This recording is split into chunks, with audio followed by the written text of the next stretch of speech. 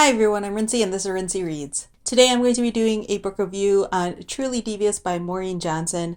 This is a new mystery book and the first book in a mystery series from Maureen Johnson. Just to start off, I'm just going to say that the vast majority of this video will be spoiler free. I actually don't think I'm going to be talking about anything spoilery in this video, but in case I do, I will forewarn everyone. So in this story, you are following this character named Stevie Bell, who has been accepted to attend Ellingham Academy, which is the special school in Vermont that is completely tuition free. They only accept a small number of students every year, and basically everyone who gets accepted is like really good at something very specific.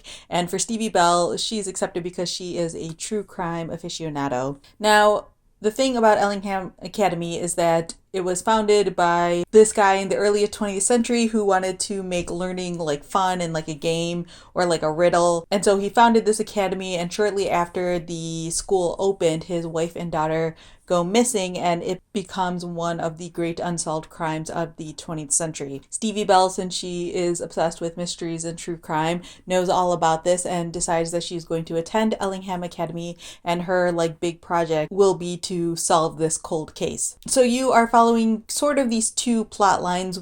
You go back in time part of the time to see sort of the things that occurred on the night when the wife and daughter go missing, and then you also follow Stevie as she is attending the school, finding new friends and figuring out all of these different people that she's surrounded by, as well as she's trying to solve this crime. So overall, I really enjoyed this book. Maureen Johnson is so good at writing mystery books. I had read, I think, one or two of her contemporary young adult books, and I liked them.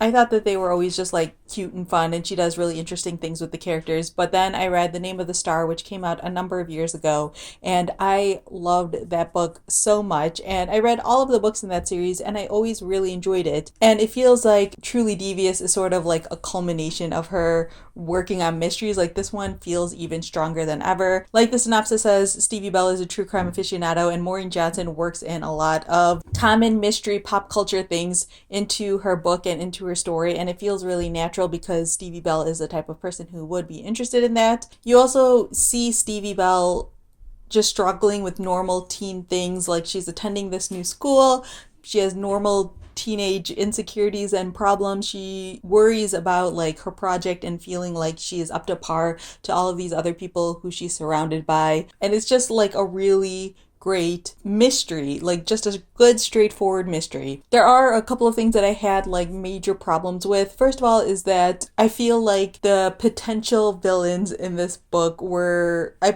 putting villains in air quotes here, are pretty obvious from the beginning. After sort of the major event occurs in this book, which obviously I won't say what it is, I feel like there's a very small list of suspects. In fact, I would say I only suspected 2 people in total, and those were basically the 2 people that you followed through to the end. I don't know if that's done on purpose or not. Like some mystery writers do leave it so there are only like really 1 or 2 options, and it's more about figuring out how you're gonna figure it out. But I do like it when there's a little bit more mystery around it, or it's not quite as obvious as that. There's also sort of like this love interest thing that was going on, which the entire time really bothered me. I didn't understand it really. The way that it's handled in the end, I don't know how it's going to be moving forward. Again, that's a thing I'm not going to talk about because of spoilers, because the love interest plays a major role in the ending. But I felt like that was all just handled really weirdly. And the main sort of problem I had with this book was the fact that this book doesn't really conclude in a concrete way. Now, obviously, I've read mysteries that are slightly more ambiguous. Like I've read all of Tana French's books, and she always leaves a couple of question marks, but I felt like the main mysteries for the most part always really conclude really well. And in this one, it felt like there was no conclusion to anything. It was just the start, and stuff like that always really bothers me. I felt like there should have been some conclusions happening. Like I felt like I ended the book with just more questions than answers. And I think part of the reason why this bothers me so much is in The Name of the Star. The Name of the Star was supposed to be like a 4 or 5 book series, and I forget exactly how many books are out, but the last book in the series that came out ended on a cliffhanger. And then Maureen Johnson got really sick, and so she couldn't finish the series, which I don't blame her for, but it's just a really annoying thing to have to deal with. And so I feel like with this new series, I was expecting it to be more concrete in the ending and you would just get to follow this character for multiple years like you do with a lot of other standard mystery books. But instead, it looks like this is going to be a single mystery that you follow over multiple books, which I don't really like because one, am I going to remember all these details in a year or so whenever the next book in the series comes out? I don't know. Two, am I going to care as much?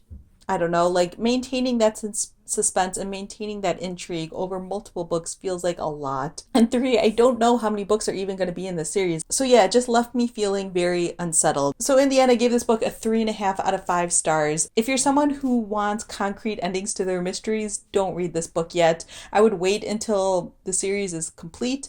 I'm going to keep going with it just because I already started and now I need to know what's going to happen next.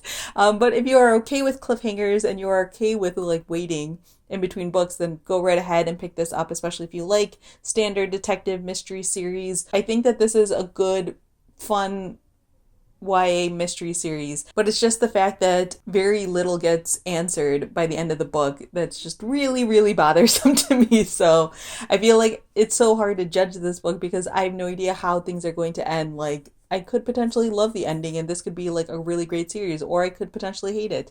And who knows? Like, it's so hard to judge this book on its own merits because it feels like I'm only getting part one. So yeah, that's everything I have for this video. Feel free to leave a comment down below letting me know if you've read this book, what your thoughts were on it, or if you have any questions on Truly Devious, definitely leave that down in the comment section as well. So yeah, that's all I have for now. Thanks for watching.